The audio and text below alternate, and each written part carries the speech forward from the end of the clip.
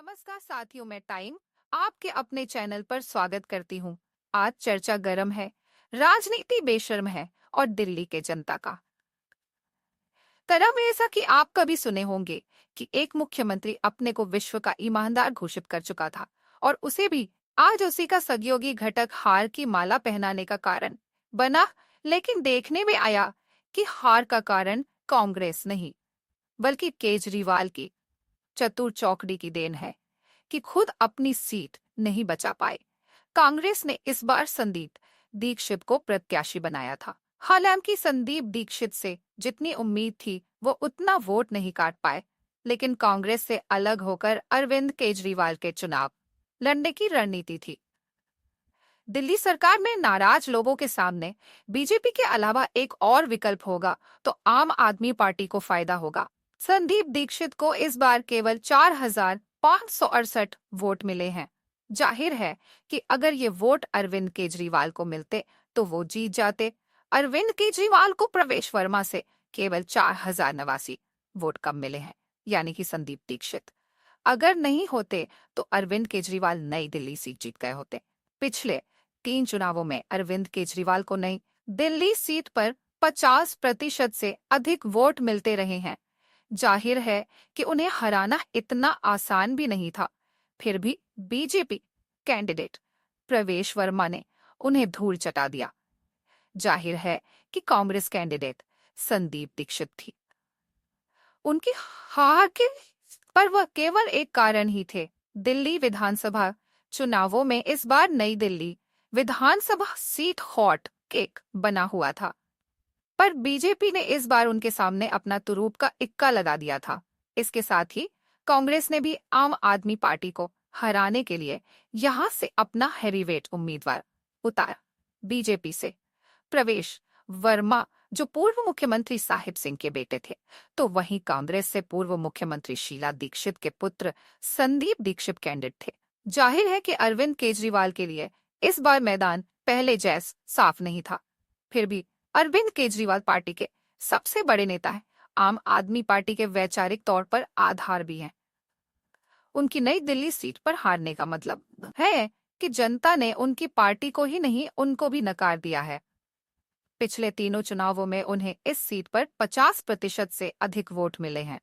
जाहिर है कि उन्हें हराना इतना आसान भी नहीं था।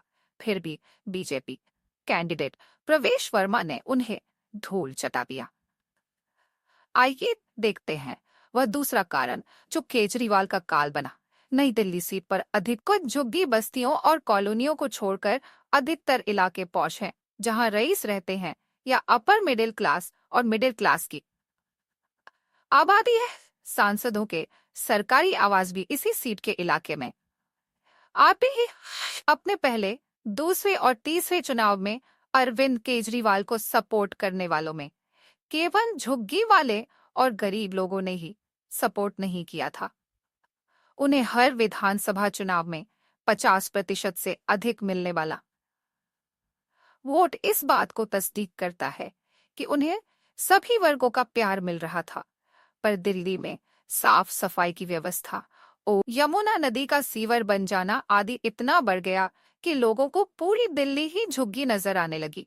दिल्ली में अधिकांश लोगों को मुफ्त की भी बिजली की कीमत पर महंगी महंगी बिजली मिल रही थी।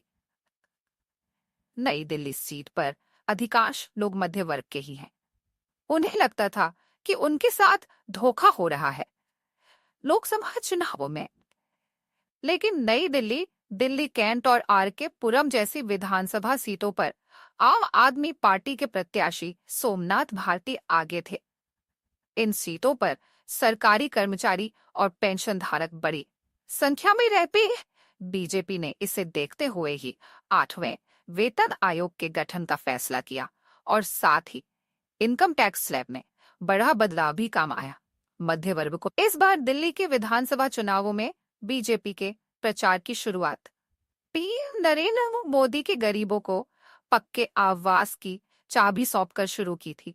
भारतीय जनता पार्टी इस बार केजरीवाल के कोर वोटर्स झुग्गीवासियों के वोट को क्रैक करने की रणनीति पर बहुत पहले से ही काम कर रही थी।